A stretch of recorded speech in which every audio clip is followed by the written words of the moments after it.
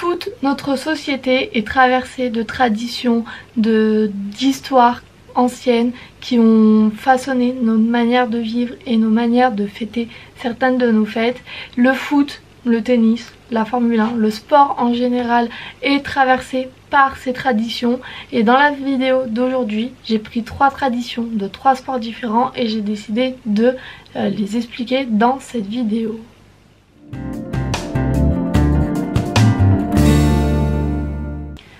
Alors la première tradition que j'ai choisie, c'est une tradition de Formule 1 et plus particulièrement une tradition de Formule 1 qui vient surtout d'Australie, puisque c'est Daniel Ricciardo qui ces dernières années l'a mis un peu au goût du jour et l'a amené sur le devant des projecteurs. Et donc cette tradition, c'est la Showy, c'est le fait de boire de l'alcool dans sa chaussure, la chaussure de quelqu'un d'autre.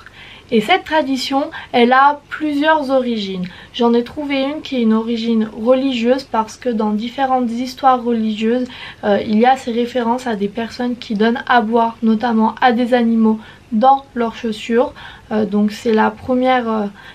origine que j'ai trouvée. Mais ensuite le sens qu'elle prend vraiment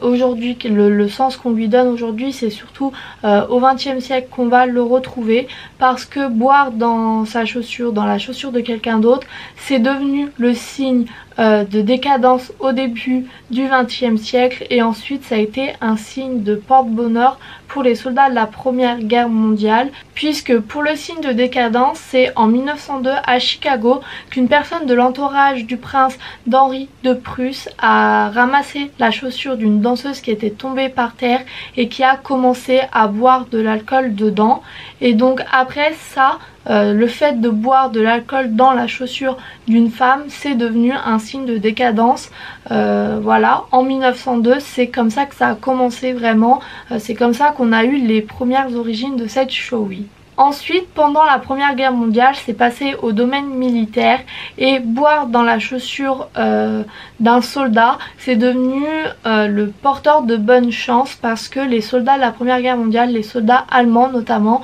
buvaient cela, faisaient cette Showy pour se donner bonne chance pour le combat. C'était vraiment un signe c'était un porte-bonheur, et donc les soldats ont commencé à institutionnaliser cela et faire cela, et c'est peut-être ce qui donne son sens aujourd'hui, comme on peut le voir en Formule 1, signe de bonne victoire, signe de victoire, ça correspond plutôt pas mal au sport.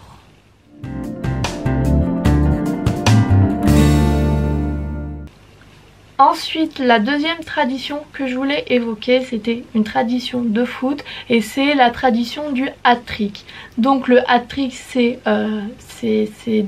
désigne quand un joueur a marqué 3 buts dans un même match, et j'ai voulu me pencher sur pourquoi on appelle le fait de marquer 3 buts dans un même match le coup du chapeau, vu que c'est cela que veut dire hat-trick. Et là encore, j'ai trouvé 2 histoires différentes pour expliquer cela. La première histoire, elle est liée au fait que dans les années 1940, un propriétaire d'un magasin de couvre-chefs avait décidé d'offrir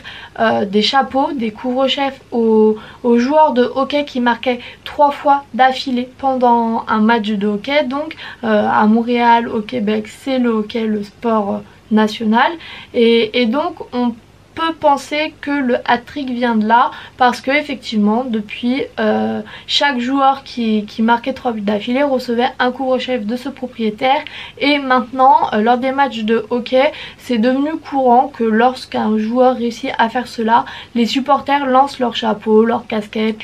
tout ce qu'ils ont sur la tête, tous les couvre-chefs qu'ils ont sur la tête, qui lancent leur chapeau pour saluer cet exploit. Donc on a cette première histoire là qui explique le nom de hat-trick qui a été reporté au foot après. Mais on a une autre histoire en 1858 au cricket, donc en Angleterre cette fois-là, où un joueur a réussi à faire tomber 3 fois le guichet en 3 lancers consécutifs. Donc 3 fois, à faire tomber 3 fois le guichet, ça élimine le batteur. Donc c'est un exploit qui est pas forcément impossible, mais ça reste quand même rare et ça reste quand même quelque chose d'incroyable. Et donc suite à ça, pour récompenser ce joueur, une quête a été réalisée par les gens autour, par les supporters, et le point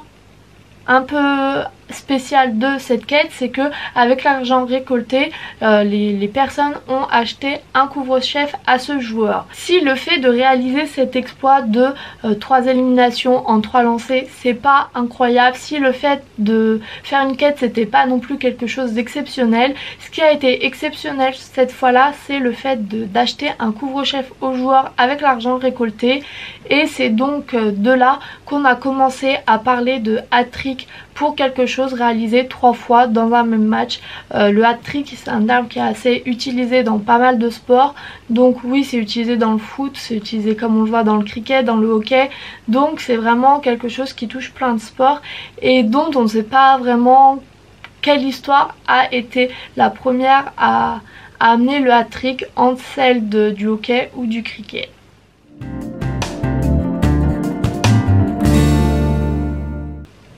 Et enfin, je voulais terminer cette vidéo avec une tradition de tennis qui est peut-être la tradition la plus connue des 3 que j'ai évoquées, mais que moi je ne connaissais pas précisément, donc c'est pour ça que je voulais en parler. Cette tradition, c'est le fait que le dimanche ne soit pas joué à Wimbledon. Donc ça va changer cette année. Cette année, dimanche va devenir un jour qui pourra être joué à Wimbledon, mais jusqu'à présent c'était un jour où il n'y avait aucun match, et pour une raison simple, c'est que quand Wimbledon a commencé ses premiers tournois, a commencé à s'installer,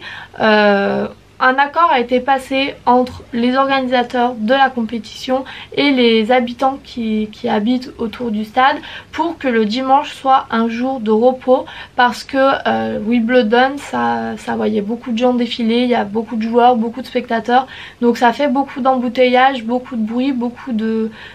d'animation dans le quartier. Et donc à la création du tournoi ou quelques années après, les organisateurs et les habitants ont décidé que le dimanche serait un jour de repos pour permettre aux habitants de pouvoir vivre à peu près normalement, pour avoir un dimanche calme, pour avoir un dimanche à eux dans leur quartier, sans embouteillage, sans les joueurs qui font du bruit, sans les supporters qui font du bruit. A été convenu que malgré le jour de repos et l'absence de match, les joueurs pouvaient toujours venir s'entraîner à des horaires adaptés de 10h à 17h. Les vestiaires étaient ouverts à ces heures-là, mais les joueurs pouvaient toujours s'entraîner, et c'est une tradition qui a duré très longtemps, parce que de sa création à cette année, donc on n'a jamais joué le dimanche, sauf à 4 reprises, en 1991, en 1997, en 2004 et en 2016, où à cause des conditions météorologiques, on a été obligé de jouer le dimanche si on voulait pouvoir finir le tournoi en temps et en heure, mais sinon c'est une tradition qui a toujours été respectée, et je trouve ça dommage que on la supprime cette année, parce que le sport a ses traditions, a ses particularités, et moi je trouve ça bien de pouvoir faire une vidéo comme j'ai fait aujourd'hui, et donc je trouve ça un peu dommage qu'on casse cette tradition, surtout que à Wimbledon, du coup, comme il n'y avait pas de match le dimanche, on était obligé de jouer tous les 8e de finale le lundi, ce qui fait que le lundi on avait 16 matchs, et ça fait partie des traditions de Wimbledon, et je trouve ça dommage qu'on casse ça cette année. Pour cette vidéo, je vais m'arrêter là. Je voulais faire une vidéo un peu histoire, parce que avec le sport, c'est ce que j'aime aussi. J'espère qu'elle vous aura plu, et quant à moi, je vous dis à bientôt pour une nouvelle vidéo, et salut!